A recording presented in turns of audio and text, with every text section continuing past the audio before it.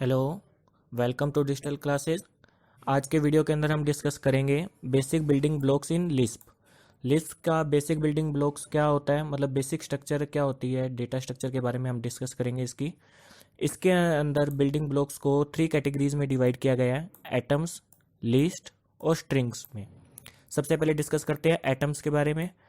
Atoms क्या होते हैं? ए सीक्वेंस ऑफ करेक्टर्स को एटम्स बोला जाता है।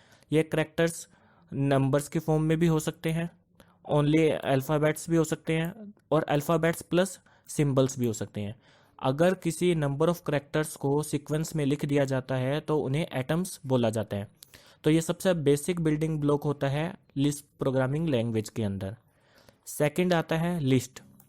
लिस्ट क्या होता है? अगर सीक्वेंस ऑफ करेक्टर्स को या एटम्स को, सीक्वेंस ऑफ करेक्टर बोलो या एटम बोलो, अगर उन्हें पैरेंथेसिस के अंदर लिख दिया जाता है, पैरेंथेसिस के अंदर लिख देते हैं तो उन्हें क्या बोला जाता है? लिस्ट बोला जाता है। एग्जाम्पल के लिए सबसे पहले ये एग्जाम्पल देखिए, यहाँ पर देखिए SUN संडे को रिप्रेजेंट कर रहा है। SUN को जब हमने लिखा, SUN क्या चीज़ है? एक एटम है, क्योंकि सीक्वेंस ऑफ करेक्टर है तो उसे क्या बोलेंगे? एटम्स बोलेंगे। एक ये सिंगल एटम है। सेकेंड एटम कौन सा हो गया? MON। ये थर्ड एटम, ये फोर्थ, ये फिफ्थ, ये अलग अलग एटम्स हैं। अगर इन सभी एटम्स को एक पैरेंथेसिस के अंदर लिख दिया जाता है तो उसे लिस्ट बोला जाता है। सेम यहाँ पर आई, ये आई भी क्या है? एक सिंगल एटम माना जाएगा। M single atom, A single atom. तो ये डिफरेंट डिफरेंट एटम्स थे, इन्हें हमने पैरेंथेसिस में लिख दिया तो लिस्ट हो गया। एक लिस्ट के अंदर भी हम लिस्ट बना सकते हैं, नेस्टेड लिस्ट अगर बनानी हो। जैसे बाहर एक लिस्ट है, यहाँ पर A नाम से, सॉरी बाहर एक एटम है, यहाँ से पहले हमने एक लिस्ट स्टार्ट करी, उसके अंदर हमने एक एटम लिया, फिर सेकंड एटम की जगह पर हमने एक लिस्ट रख दी जिसके अंदर भी सब एटम्स रख दिए। तो इस तरीके से भी हम लिस्ट प्रिपेयर कर सकते हैं। तो अभी तक हमने डिस्कस किया सबसे पहले एटम्स के बारे में, देन हमने लिस्ट के बारे में। तो ये 2 टाइप के बेसिक बिल्डिंग ब्लॉक्स हो गए इन लिस्ट प्रोग्रामिंग लैंग्वेज। थर्ड आता है स्ट्रिंग। अब देखिए, सीक्वेंस ऑफ करेक्टर्स को ही अगर डबल कोट्स के अंदर लिख दिया जाता है, देखिए एटम्स के अंदर डबल कोट्स का यूज नहीं किया गया था, यहाँ पर हम डबल कोट्स का यूज करेंगे। अगर सीक्वेंस ऑफ करेक्टर्स हैं, अगर उन्हें डबल कोट्स में लिख दिया जाता है तो उसे स्ट्रिंग बोला जाता है। बस यही बेसिक डिफरेंस होता है। तो ये टोटल 3 टाइप के आपके बेसिक बिल्डिंग ब्लॉक्स होते हैं इन लिस्ट प्रोग्रामिंग लैंग्वेज। उसके बाद आता है how to add comments in list programming language. देखिए, हर प्रोग्रामिंग लैंग्वेज के अंदर कमेंट्स की रिक्वायरमेंट होती है।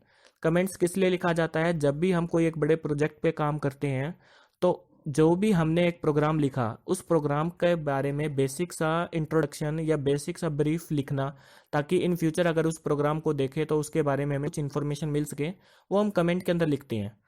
वो हमारे पर्सनल यूज के लिए होता है, ये कभी भी स्क्रीन के ऊपर डिस्प्ले नहीं होता है, आउटपुट के ऊपर डिस्प्ले नहीं होता।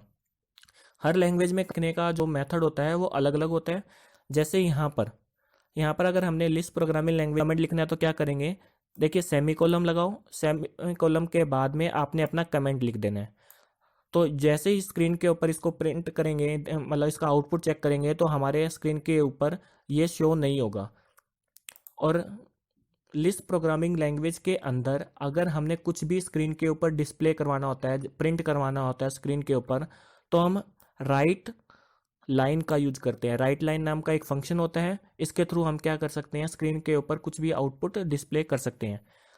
एक चीज़ और नोटिस करने की बात है यहाँ पर कि लिस्ट के अंदर जो भी फंक्शंस लिखे जाते हैं वो ऐसे लिखे जाते हैं, पहले ब्रैकेट स्टार्ट, देन फंक्शन का नेम, फिर उसके बाद उसका जो भी पैरामीटर या आर्गुमेंट जो भी आपने भेजने हैं वो, और उसके बाद फंक्शन को बंद कर दिया जाता है।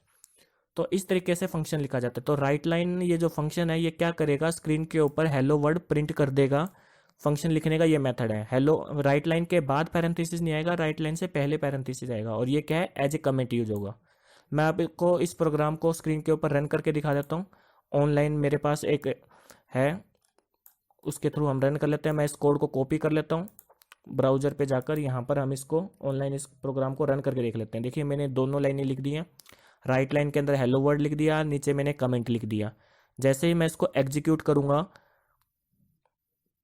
एग्जीक्यूट करने पर हेलो वर्ड प्रिंट हो जाएगा स्क्रीन के ऊपर। ये जो लाइन होगी वो प्रिंट नहीं होगी, क्योंकि ये एज ए कमेंट मानी जाएगी। तो इस तरीके से हम किसी भी मतलब लिस्प लैंग्वेज के अंदर क्या कर सकते हैं? कमेंट को राइट कर सकते हैं। आगे बढ़ते हैं, कुछ नोटेबल पॉइंट्स।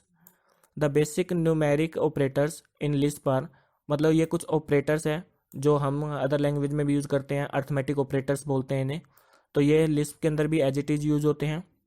सेकेंड थिंग ये बता रहा है कि लिस्प के अंदर जो फंक्शंस होते हैं, ये बात हम अभी डिस्कस कर चुके हैं कि इस तरीके से नहीं होता, एफ फिर ब्रैकेट के अंदर एक्स, हमने फंक्शंस को इस तरीके से नहीं लिखना, इस तरीके से लिखा जाएगा।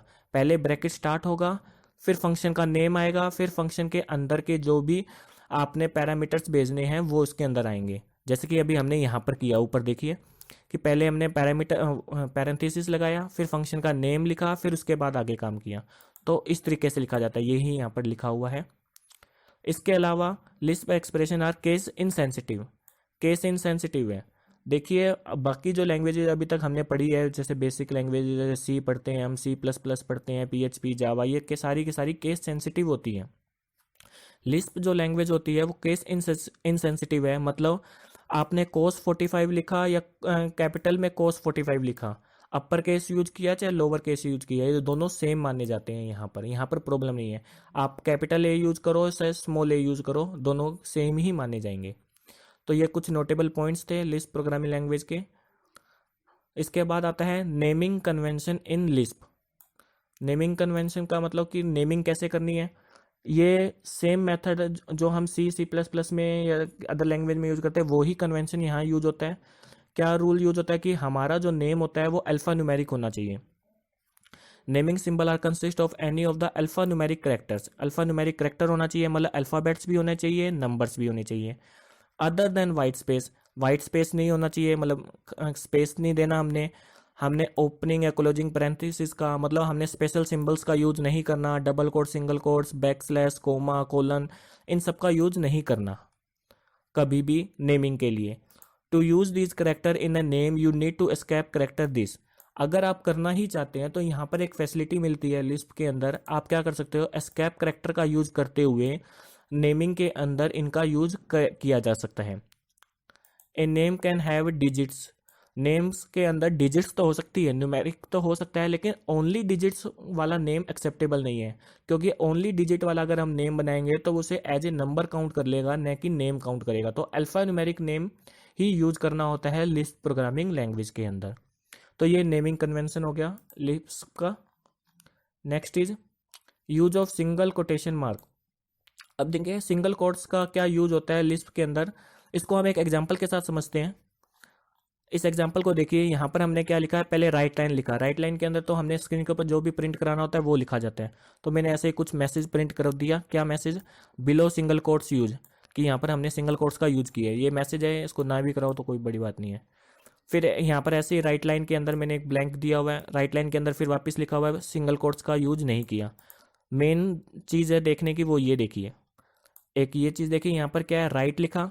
देखिए राइट लाइन और राइट में क्या डिफरेंस है, जब आप स्ट्रिंग का यूज करते हो तो राइट लाइन चलता है, और जब आप डिजिट्स का यूज करते हो, नंबर्स का यूज करते हो, तो राइट लिखा जाता है। स्ट्रिंग के लिए राइट लाइन और न्यूमेरिक के लिए राइट का यूज होता है। तो जब सिंगल कोट्स मैंने यहाँ पर लगाया है,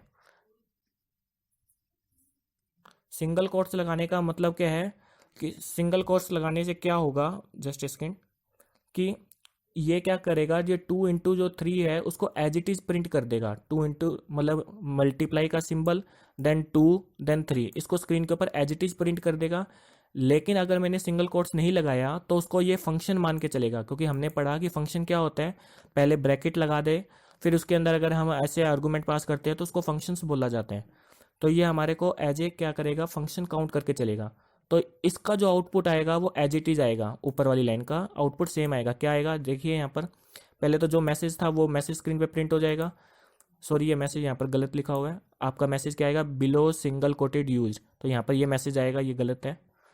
तो ये वाली लाइन एज इट इज यहाँ प्रिंट हो जाएगी। उसके बाद क्या होगा, यहाँ पर ये स्टार मतलब मल्टीप्लाई का सिंबल 2 3 लिखा हुआ है, तो स्टार 2 3 ये एज इट इज प्रिंट हो जाएगा, क्योंकि हमने यहाँ पर सिंगल कोट्स का यूज किया है। उसके बाद क्या है, फिर ये मैसेज यहाँ पर प्रिंट हो जाएगा, ये मैसेज यहाँ इसकी जगह पर ये वाला मैसेज आ जाएगा। उसके बाद यहाँ पर हमने सिंगल कोट्स का यूज नहीं किया तो उसको ये फंक्शन मान के चलेगा, बस एक सिंगल कोट से ही ये चेंजेस आ गया, तो इसको फंक्शन मान के चलेगा। और ये क्या करेगा, यहाँ पर देखिए प्रीफिक्स का यूज होता है, आपने पढ़े होंगे प्रीफिक्स पोस्टफिक्स। तो ये फंक्शंस जो होते हैं, ये जो अरिथमेटिक ऑपरेशंस होते हैं, ये प्रीफिक्स के बेस पे काम करते हैं। तो ये क्या करेगा, 2 को 3 के साथ मल्टीप्लाई करके आउटपुट के अंदर 6 जनरेट करके दे देगा। तो हमारा स्क्रीन के ऊपर 6 प्रिंट हो जाएगा। तो आज की वीडियो के लिए इतना ही। Thank you.